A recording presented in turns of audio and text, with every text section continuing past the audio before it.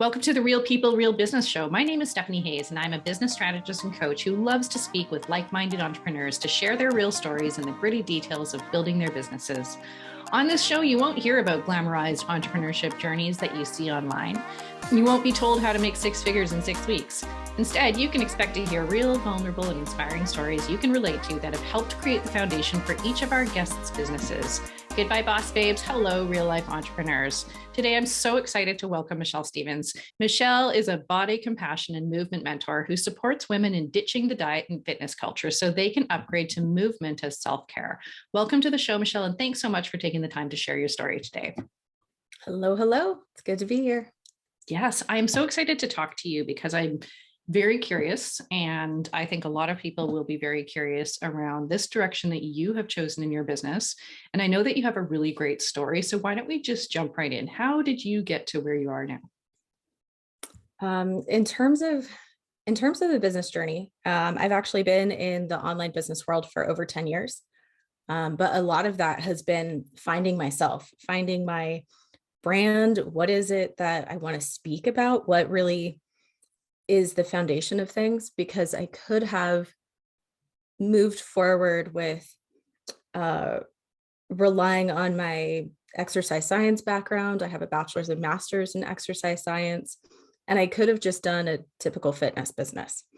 I tested out doing a diabetes coaching business for a while as well under 2 different brands. And then that started to get tricky. I knew what my scope of practice was. And it's different when you're talking patient to patient about what you do to take care of yourself. It's very different when you're exchanging money for that.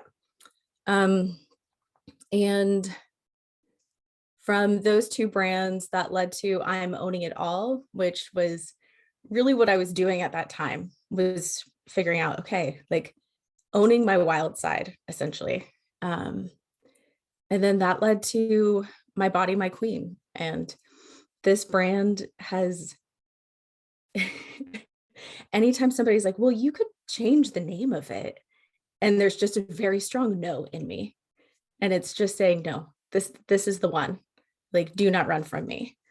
But I started, even though I was looking at a like very traditional clinical career, I grew up around network marketing, like literally like drawing in the back of a conference room while all those presentations were going on. And so the dream of owning my own business was there from a very early age, and listening to personal development. And I just knew I always wanted to help people. And I thought that that was going to be an avenue for it in doing nutrition and fitness.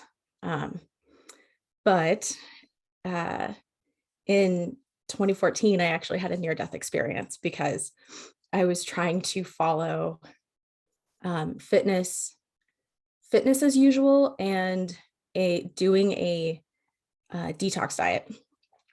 And had I listened to my intuition and my knowledge, my education that I already had, I never would have been in that situation. But I overrode it. And the doctor that I was working with at the time, when the symptoms started to show up, also overrode her education. And a month later, it just turned into this giant mess. And when I woke up in the hospital, I was like, I'm still here for a reason. If this could happen to me, this could happen to anybody. And from there, I was just able to really reassess where I'd been. And a lot of this over the past few years has been walking away from really strict things and figuring out what's right for me. So I know intuition is a big part of what I teach. Self-care, dealing with energy management and chronic illness has been another piece of it. And the movement stuff, fitness still wants to be there, but in the last few months, it's like, no, we got to just do the self-care first. And then as we get better at that, then we can add in fitness on top of that foundation. So it's been a huge journey. I really love this because I live in a place that is just like it's known, and it's almost like a bit of an inside joke that this is where people come when they are more than recreationally active, right? Like this is, our whole town is built around outdoor recreation, and being Squamish active means that you are basically a professional athlete, right? So it's Okay. it's an extremely extremely high expectations in terms of quote unquote fitness here. And so everyone's perspective is a little bit skewed. And I Mhm. find that I find myself wanting to have permission to think about fitness in a different way, and that the priority is self-care. I know fitness is like bleeding anxiety. It's also, I know I need to be gentle with myself. And so I like how you're sort of bringing that new perspective on fitness and focusing on movement instead, because that is really what the benefit is, isn't it? Mhm. Absolutely. Like our muscles and are so happy if we're moving. Um, any movement at all is going to it's going to help your heart, it's going to help your muscles, it's going to keep you functional um as you age over time. And that's really the big thing. It's you don't need to have a six pack in order to be healthy after retirement. Like you don't need to like aspire to that, but people need to find something that fits and that works that they can sustain. And so like the fun piece is part of that, and the um does it help you clear your head and feel better at the beginning or the end of the day or the middle of the day? Um those are the things that are sustainable. Yeah. And I think when the expectation is like, I can only work out if it means that I'm getting a six pack, or that I'm gonna come out of here looking like, an 80s fitness model. Which I don't know, that's really something to aspire to, but how do we shift some of that thinking? Because you've got a big job ahead of you, right? There's been decades of this perspective on fitness, right? Yeah. And I grew up in Southern California. Mm, So, and not only had that around me all of the time where eating a salad was kind of virtue signaling, and eating anything else was bad. Like if you actually bought something more than vegetables, it was saying something. yeah. Um, yeah. And then being in exercise science with people who were top athletes and are transitioning in, you have even more of that, and strength and conditioning pros. So I came from a dance background. I had a ton of like imposter syndrome around all of that. And am I doing it right? And do I look like a personal trainer? Would somebody hire me if I actually have my curves? Which are how I'm structured. Um, and having type 1 diabetes, my metabolism's different. So a lot of that has just been honoring that. And as a business owner, it's honoring that I need to make sure I don't get too stressed. Mm. Otherwise, I'm going to have a flare up with high blood sugars, or my asthma might flare up, or um, my thyroid stuff might get off. It affects our digestion. It affects our how we process pain. Um, and so there's definitely been overlap in all of that. Yeah. When I really started to paying attention to my own chronic illness needs, things got a lot better. And I started to realize why I wasn't pursuing the um, 8 module course with 3 videos and 3 PDFs in each module. It just, along with working a full-time job, it wouldn't have been sustainable to do that. Um, so it's been interesting to explore different business models from that lens. So tell me a little bit more about, because I know I've known you for quite a few years, and I've sort of watched on the periphery, where you're headed. And so tell me a little bit about where you've kind of landed now. Like, who are you working with? How are you working with them? How have you come? And business models are my thing, so I'm really interested to hear kind of what you've landed on. And I know that these also evolve. So tell me a little bit about where you're at right now. Where I'm at the moment has really been shaped by being in this pandemic for 2 years.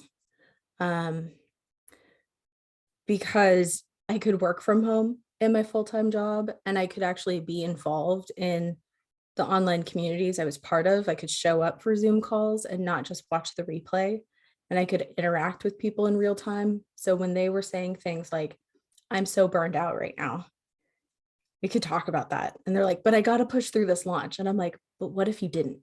Like, what if you actually took a break for a second? Or what if you dialed it back a bit? I've tested out workshops, doing live workshops, which really helped me get clear about it. Actually just reinforce that I do know what I'm talking about. Like in creating a 90-minute presentation, it just helped restore my belief of things. And I was seeing that people really did need energy management. But in order to sustain that, that requires more people in my circle. And so what I've been exploring is doing one day, I don't want to say intensive because that's actually like the opposite of my vibe. And I don't know that chill-tensive would like, take off, but I'm working on that foundation first of working with online business owners, because in the past 10 years, I've definitely seen so many people launch and then completely need it and write an apology post that says, hey, so sorry, I can't get up from the couch right now. So we're going to push back the start of this course by 3 days or something, because they already gave their all in a launch. So I'm creating this one-day experience to get people, at least provide recovery after a launch, or potentially prepare for their launch in that way, and making self-care part of the launch plan. I love this. I think this is brilliant because I have been involved in a lot of launches with my clients too. Yeah. And although I actually really love them, to me, that's like really energizing. At the end, you're just like, it is great. Absolute. And to know that the next day you gotta like go right into the next thing. Imagine if every business owner who's going into a launch, because I don't think launches are bad. Like I know how important they are to the way people buy. And I think you could do them in really healthy ways that are not, manipulative or whatever. And for some people, they're the right model. Mm-hmm. But what if for every launch, you built into your launch schedule and your launch budget some time with Michelle, right? And you're giving yourself a chance to just like chill, right? Yep.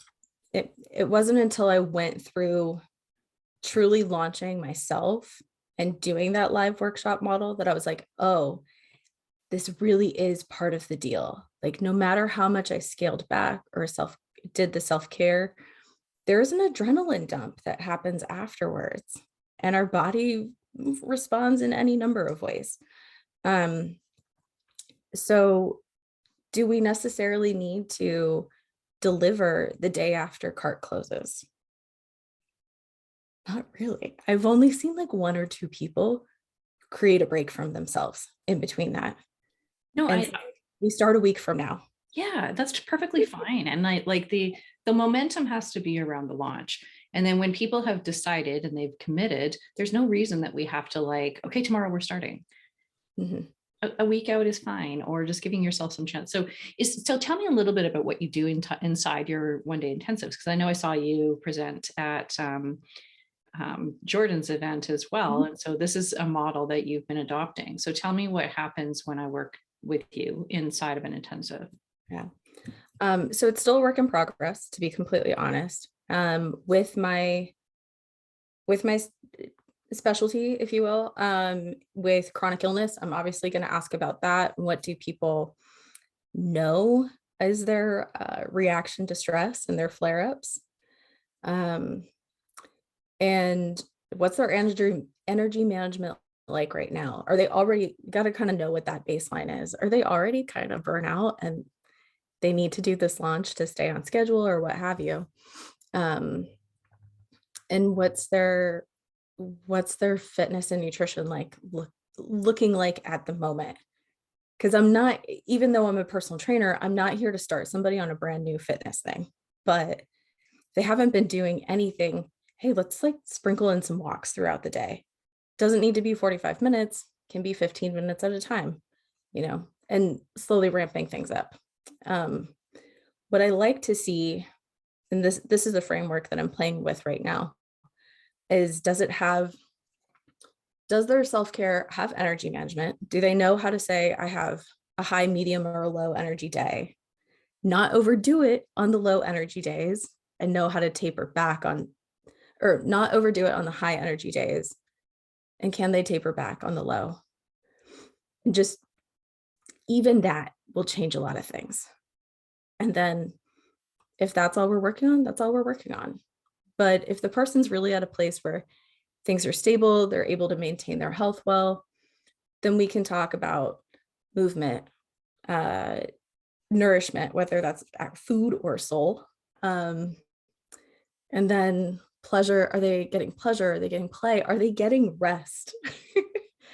Because that's the other thing, no matter how like prepared you try to be for a launch, there's still going to be late nights that are likely to happen, especially for the first time launching something. So looking at those pieces and like, what's the priority? Honestly, movement is probably not the biggest priority. It's that energy management and that rest piece. I agree. I know I work with a coach as well, and she's like, listen, here are your CEO tools, right? Quote unquote CEO tools. Every day you do, and this is customized for me and knowing how I work, but every day you do some outreach, every day you do one of these customer, nurture activities, and then you have energy management. And for me, that's getting outside. Like I live in probably one of the most beautiful places in the world, and it's all nature. And for me to just go for a walk outside with a dog is like, it's like a clearing, cleansing. It's an energizer. That's what I need. And so whatever energy management means to you, that needs to be part of like a commitment, right? Especially during a launch, especially during some high energy activity like that. Yeah. Yeah. And as we build awareness around that energy management piece, it's not so much, it's not just about the day-to-day management. We can also anticipate things of, hey, okay, things get crazy around the full moon. Oh, I know what's going on in this part of my menstrual cycle. I can adjust accordingly. Not over scheduling or knowing when you need to recover from something that is scheduled. And as you get to know yourself a little bit more, being able to plan accordingly so that you're not running into that burnout. That proactivity is so important, right? Like I can imagine you working with somebody on for a 3 to 6 month basis and helping them create these patterns and these habits within their life so that they can look ahead and they can say, look, I've got this thing happening, doing a workshop next week or 3 weeks from now. I'm going to literally schedule into my calendar some buffer time on either side of that so that I know I have the chance to, bring my brain down. And I know I get physically tired when my brain is working too hard or is on and on and on, right? Which I know sounds sort of cliche, but it's actually really true. Like I find it's almost like working out, right? Yep. And that mental energy is a lot. So you have, I know that you have taken on some activities for you. And I think what I always loved about you was that you will like absolutely shamelessly pursue whatever is making you feel really happy and energized. And I know pole is part of that, right? So tell me a little bit about that journey and how you're giving people permission to, I played roller derby because I was like, that looks really fun. Now it's not really good for me because it hurts a lot. Yeah, the injury is high there. But why can't we also be doing something that's just fun? We absolutely can. Like, and that's probably the better way to go because we're more likely to pursue something that's fun rather than something that feels like punishment or another task on our to-do list, like a sweaty, painful task on our to-do list. Like, so finding an outlet that works is great. I mean, what I love about pole is its strength and its grace and it's pulling in the music aspect of it. And I've just been, and then I pull some comedy in there too with like my music choices in terms of what I'm actually going to post on Instagram. Um, because I love wearing onesies, and I found like, yeah, I did a video in a zebra onesie, and I have one where I'm wearing cow print booty shorts to a song that's like all about like, I'm a cow. Moo, moo, moo, moo. I knew my friends would enjoy that. Um, yeah. So it does make it more sustainable, but even though I have a pole in my basement, doesn't mean I'm always motivated to get that done. Um, so I've explored different ways where I'm like, oh, okay, I can get a wrap for my pole so that I can get on that pole even in pants, or I don't have to worry about when I last used lotion, because that is a thing. Um, Fun fact, the reason why people show a lot of skin when they pole dance is because they need that to grip the pole. Mm. If you try holding onto a pole with clothes, you will slide right down. And then also lotion is an issue. And so I've been overthinking that too much, quite honestly. So I'm going to get a pole wrap and then start doing some strengthening exercises from there. And so I can build up my skills again. Listen, I have tried pole. I was not very graceful at all. And it's hard. Yeah. It is a workout, Mhm. and it's very difficult. So when I watch you, I'm like, I know how that feels. That's like a lot. And so I think this permission that fitness and movement doesn't have to be like CrossFit or like grinding, because I know that just sends my whole body into like inflammation, right? And so how do we change the script? Like, how do we, because I'm not sure that, I don't know if you're working with, super hardcore athletes, or these are people who are like, oh my God, just building this into like another thing. I know I want it, but they're still thinking CrossFit. And you're over here going, hey, it's okay. Like, it's going to be just as beneficial to you to just dance on your pole or go for a walk or whatever it might be. That feels really like, oh, I can do that. Yeah. The big differentiator is to know, what kind of goal is attached to it, right? If somebody says, I want to run my first 5K, then okay, there's going to be jogging in your future. Or if they really feel like they need to run a marathon or do a sprint triathlon or something like that, training does require that consistency and being systematic about the approach. But if it's just, I know that moving is good for me, and I want to make sure that I'm still moving and grooving as I age, then can have a little bit more of a like relaxed approach to it.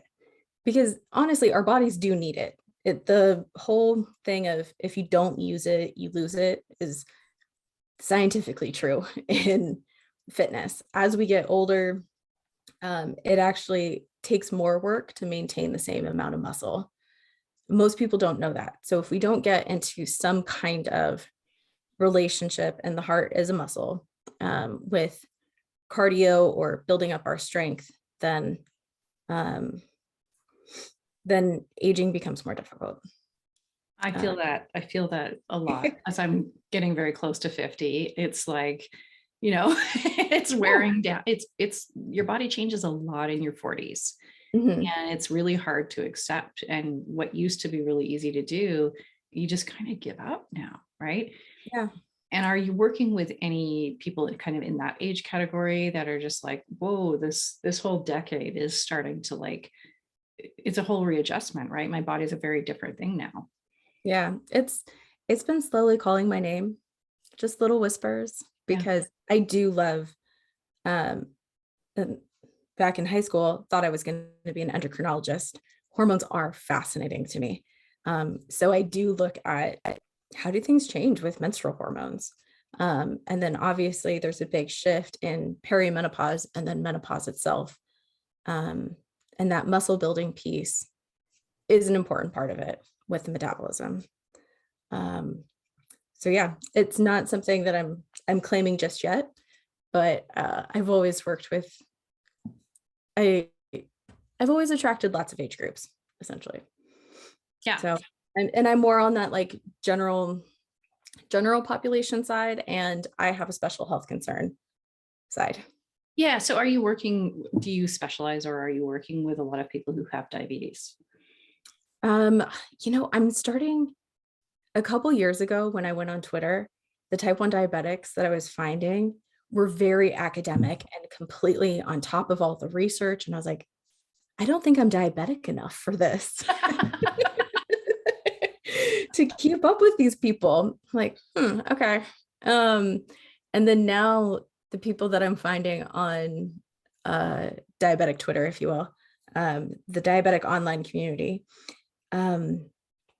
they're millennials and Gen X, and they're a lot more like sassy, and I'm seeing who I used to be in all of that. Where I thought I had to work out super hard all the time, but that just makes blood sugars go bonkers, quite honestly.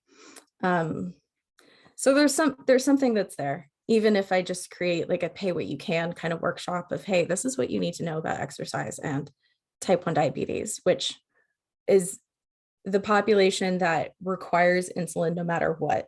Right. Yeah. But there's also different concerns for type 2 diabetics. Some of them can be insulin dependent, or they may be approaching that and be able to, they may just be on oral medications. That's a different set of concerns, and it starts getting like pretty complicated pretty fast. Gestational diabetes. I had gestational diabetes, and it was the concern there is it's so temporary that you don't really you almost don't take it as seriously, right? And my daughter came out almost dead because I hadn't known enough to manage all of my blood sugars like I was diabetic. And so she was quite unwell when she came out, and they couldn't even register any blood sugar in her body, right? Like it was, so there's like an education component there too that needs to happen for all of the people who are kind of going through this temporarily as well, because it can actually have pretty severe effects on your baby, right?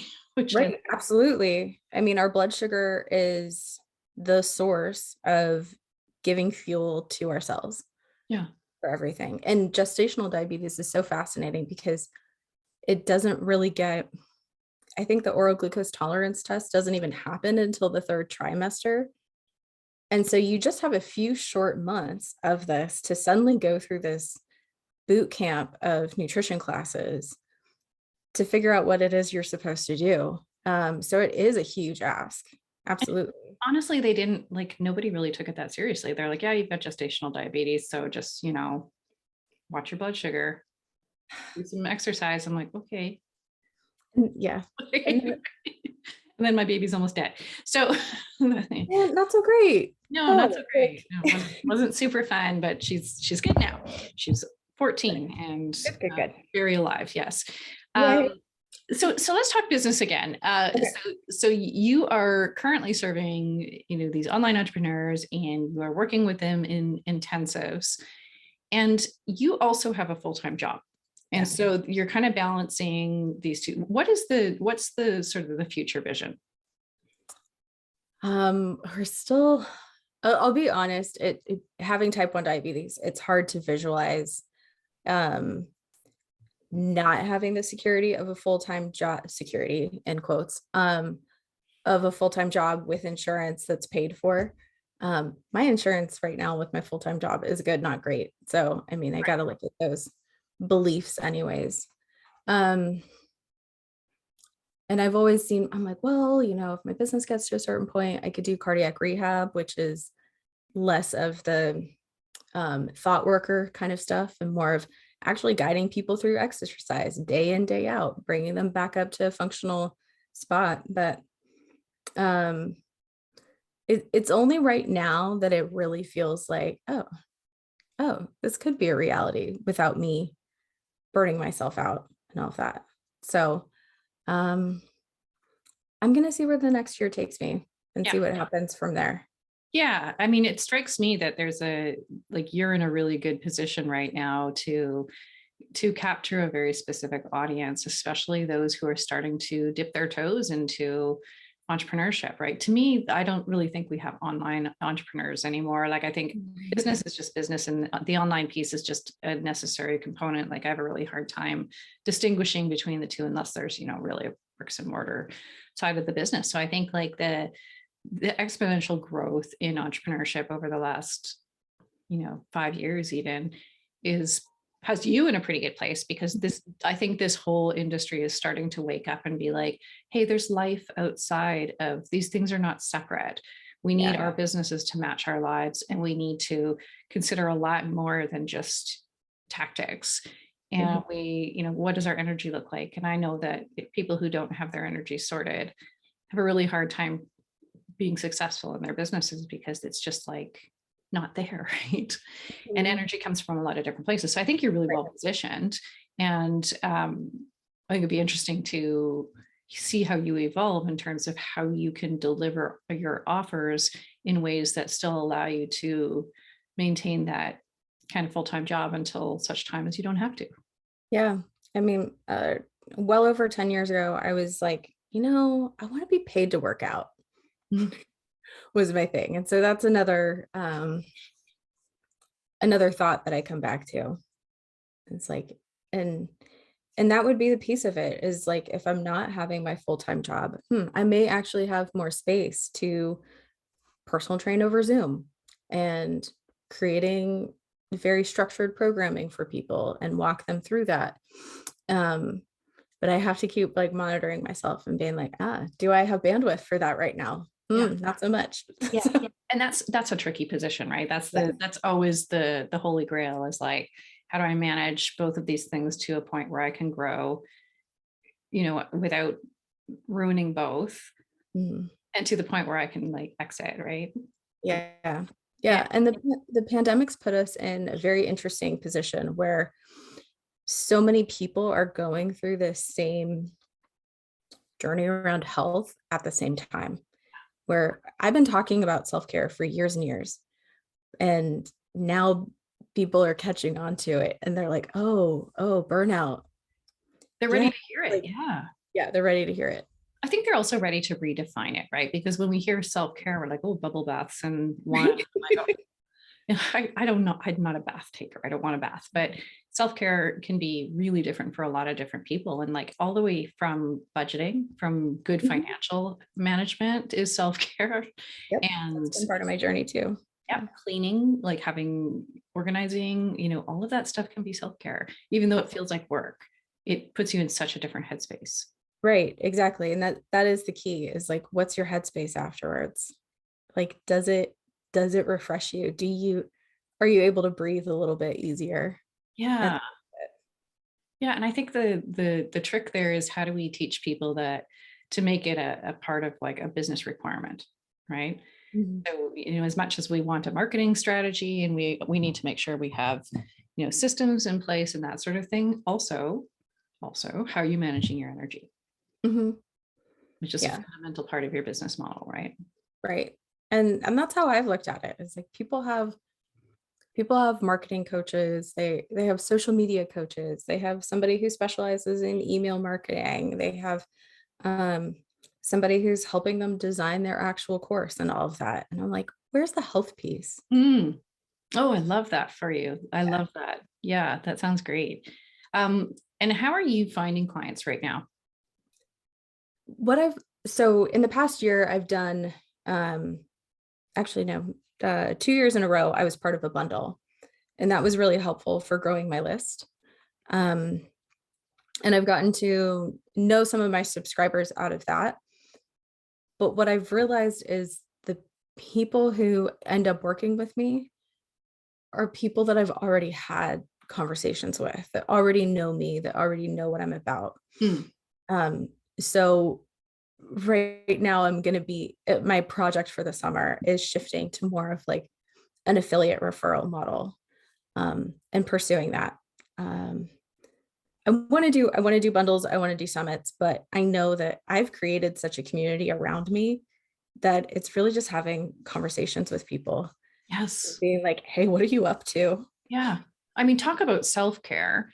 One of the worst things that everybody does is expect themselves to do everything, right? And to try, oh, I should be on TikTok and I should be on Instagram and I need to create content here and I need to do this and I need to be on summits and. And I know that this year I just kind of went, you know what, forget it all. There's pieces of things that I'm going to do just for fun, when and if I feel inspired to do it. And the only thing that is an absolute necessity for me is connections and outreach, just having conversations and making friends. That's it. Yeah. What a relief, right? Absolutely. Yeah. So I think you can bring all of this thinking into more tactical business strategy as well. Yeah. Yeah, for sure. For sure. So I resisted TikTok for so long because people are like, you would be great on TikTok because I actually dance.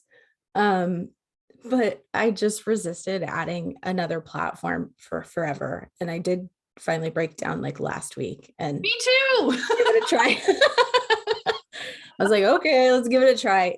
I had no idea it was literally simpler to create a TikTok post than it is to make an Instagram reel. I was like, they sync up your music for you? Yeah. They pick your music for you? What? And the reach is unbelievable. Like someone has been telling me over and over and over again to do this. And I'm like, no.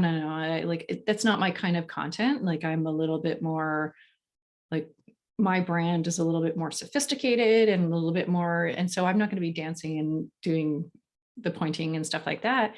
But she's like, you don't have to, right? You can create your own brand of content, but there is, and I just like, oh, I'm just going to make some dumb video and put it up and see what happens. I think it's got almost 10 times the reach that I put the same video on Instagram.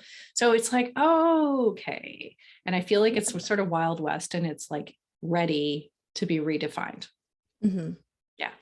Yeah.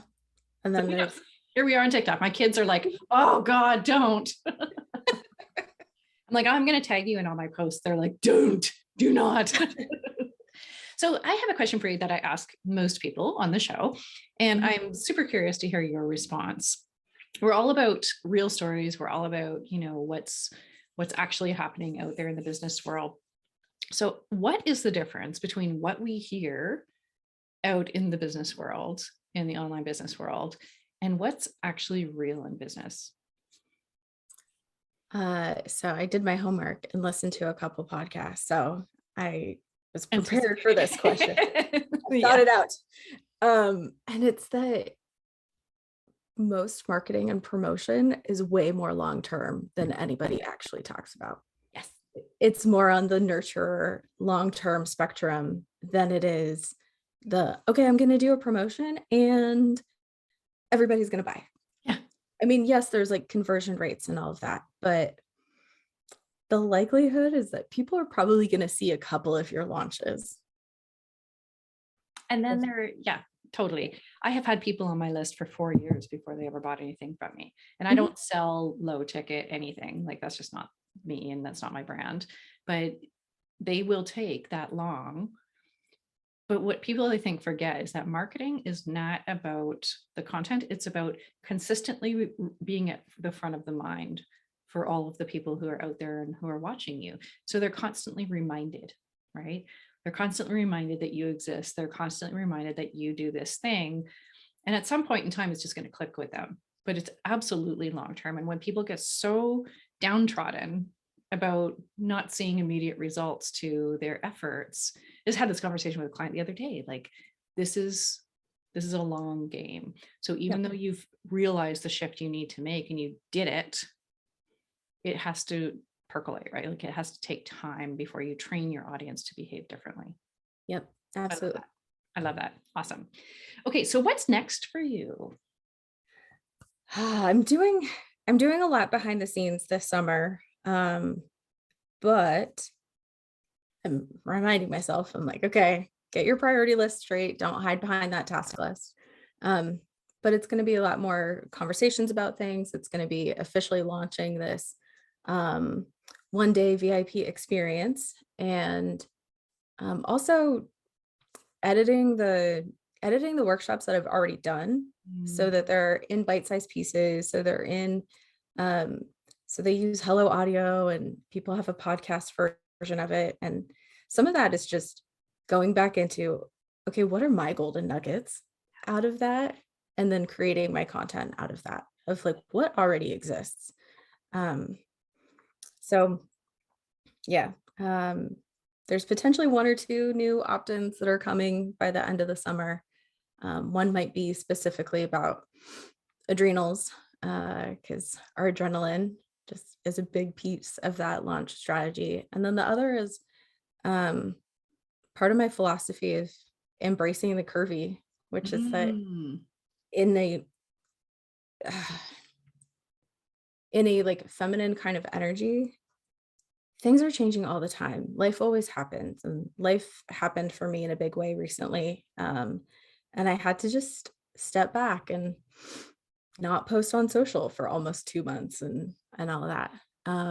But there's also the monthly changes that we have, the phases of where we are as women. So yeah, I think I'll have some goodness posted and ready to go on my website by the end of the summer. I like this. I like that sort of feeling of just accepting and letting the change happen, because we always fight it, right? We always are like, oh no, here comes menopause. And it's not fun being in the middle of it, but it's also just kind of like, yeah, it's going to happen, right? And then there'll be something else. And so we're always rushing to try and get to like an end state, but it just never happens, right? That's not real for us. So whoever invented that expectation has caused a lot of heartbreak for a lot of people. As women, we change so much over the course of our lifetimes.